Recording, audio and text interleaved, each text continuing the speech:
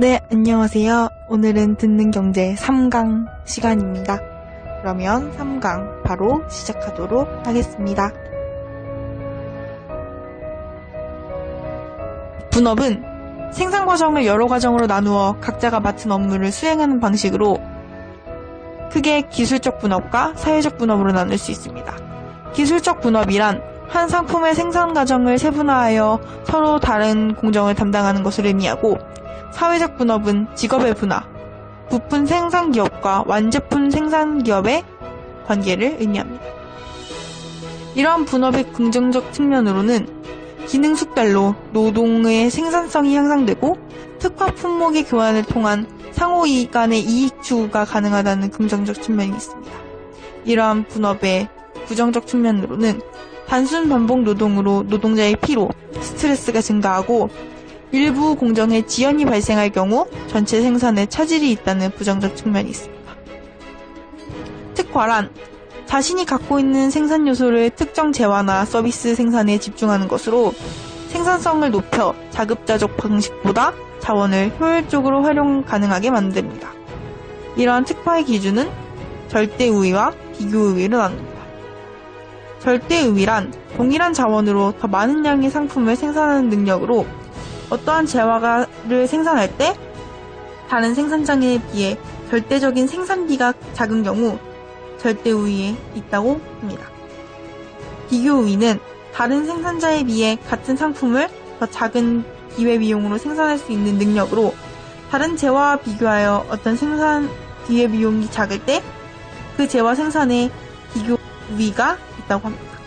한 생산자가 두 분야에서 모두 절대우위에 있을 수는 있지만 두 분야에서 모두 비교우위에 있을 수는 없습니다. 경제체제는 기본적인 경제 문제를 해결하는 방식에 체계화되어 형성된 경제생활의 구조를 의미하는데, 경제 문제 해결 방식에 따라 전통 경제체제, 계획 경제체제, 시장 경제체제로 나뉩니다. 전통 경제체제는 전통, 관습, 종교 등에 의한 경제 운영, 계획 경제체제는 정부의 명령, 계획에 의한 경제 운영, 시장 경제체제는 시장 원리에 의한 경제 운영을 특징으로 합니다. 또 경제체제는 생산수단의 소유 형태에 따라 사회주의 경제체제와 자본주의 경제체제로 나눌 수 있습니다. 사회주의 경제체제는 생산수단의 국공유화를, 자본주의 경제체제는 생산수단의 사유화를 특징으로 합니다.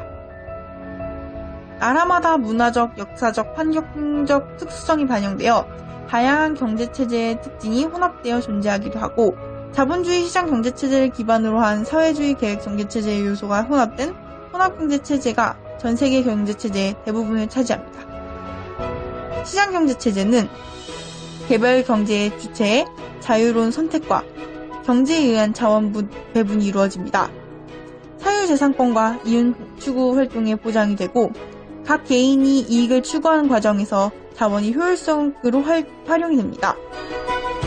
정부의 역할은 자유로운 경제활동을 위한 법적, 제도적 장치 마련을 역할로 하고, 이러한 시장 경제체제의 한계로는 빈부격차의 심화와 급격한 경기 변동이 발생할 수 있음을 한계로 합니다. 계획 경제체제는 정부 관료에 의한 결정과 통제에 의한 자원 배분을 특징으로 합니다. 사유재산권이 원칙적으로 부정되어 주요 생산수단이 국유화되고 개별 경제주체의 경제활동에 자유가 제한됩니다. 정부의 역할은 자원 배분을 위한 계획 및 명령을 역할로 합니다.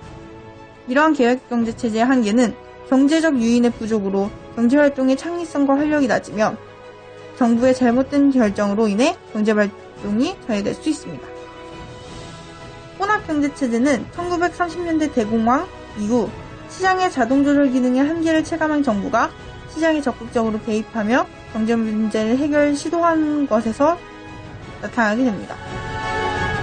이러한 혼합경제체제의 특징으로는 시장경제적 요소와 계획경제적 요소를 함께 혼용하고 대부분의 국가가 채택하고 있으며 국가가 추구하는 목표에 따라 혼합의 정도가 다르다는 것을 특징으로 할 수 있습니다.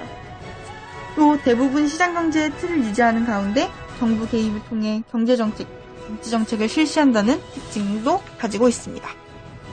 우리나라의 경제체제는 시장경제체제를 기반으로 이익을 추구를 위한 선택의 자유가 보장되는 시장경제체제를 채택하여 자본주의 이념에 따라 사유재산권과 기업활동의 자유를 보장합니다. 그렇지만 시장경제체제와 자본주의 바탕의 계획경제체제의 일부 요소를 도입합니다. 계획경제체제 요소는 각종 경제성장 정책, 복지정책, 경제민주화를 위한 정책 등이 있습니다. 시장경제체제를 뒷받침하는 제도를 두 가지 정도 예시를 들 수 있습니다. 사유재산권의 보장은 개인과 민간 기업의 경제활동 동기를 부여하게 되고, 공정한 경쟁 보장은 경제 주체 간의 공정한 경쟁을 보장하는 규칙과 법규를 통해 시장 경제가 유지 발전하는 것을 보장합니다. 네, 이렇게 3강이 끝났습니다. 잘 듣고 계신지 모르겠네요. 앞으로 돌아올 4강도 많이 기대해 주셨으면 좋겠습니다. 그러면 3강 여기서 마치도록 하겠습니다.